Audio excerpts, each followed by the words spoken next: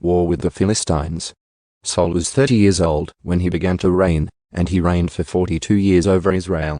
Now Saul chose for himself 3,000 men of Israel, of whom 2,000 were with Saul in Michmash and in the hill country of Bethel, while 1,000 were with Jonathan at Gibeah of Benjamin.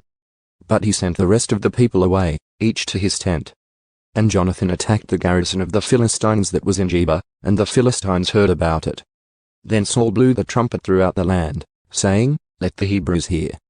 And all Israel heard the news that Saul had attacked the garrison of the Philistines, and also that Israel had become repulsive to the Philistines. Then the people were summoned to Saul at Gilgal.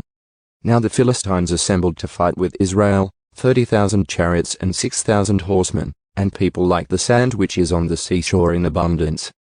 And they came up and camped in Michmash, east of Beth-aven.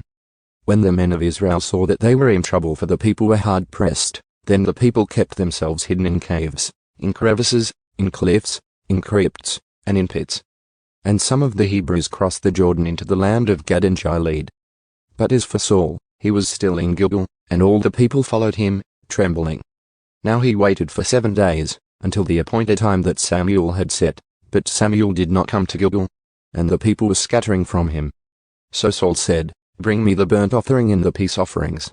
And he offered the burnt offering.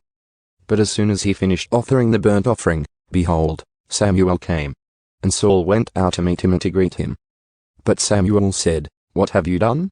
And Saul said, "Since I saw that the people were scattering from me, and that you did not come at the appointed time, and that the Philistines were assembling at Michmash, I thought, now the Philistines will come down against me at Gilgal, and I have not asked the favor of the Lord, so I worked up the courage and offered the burnt offering." But Samuel said to Saul, "You have acted foolishly. You have not kept the commandment of the Lord your God, which he commanded you, for the Lord would now have established your kingdom over Israel forever. But now your kingdom shall not endure. The Lord has sought for himself a man after his own heart, and the Lord has appointed him ruler over his people, because you have not kept what the Lord commanded you." Then Samuel set out and went up from Gilgal to Gibeah of Benjamin. And Saul counted the people who were present with him, about 600 men.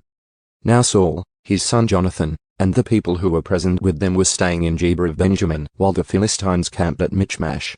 Then raiders came from the camp of the Philistines in 3 companies. One company turned toward Ophrah, to the land of Shur, and another company turned toward Beth-horon, and another company turned toward the border that overlooks the valley of Zeboim toward the wilderness. Now no blacksmith could be found in all the land of Israel, because the Philistines said, "Otherwise the Hebrews will make swords or spears." So all Israel went down to the Philistines, each to sharpen his plowshare, his mattock, his axe, and his hoe. The charge was 2/3 of a shekel for the plowshares, the mattocks, the forks, and the axes, and to fix the cattle goads.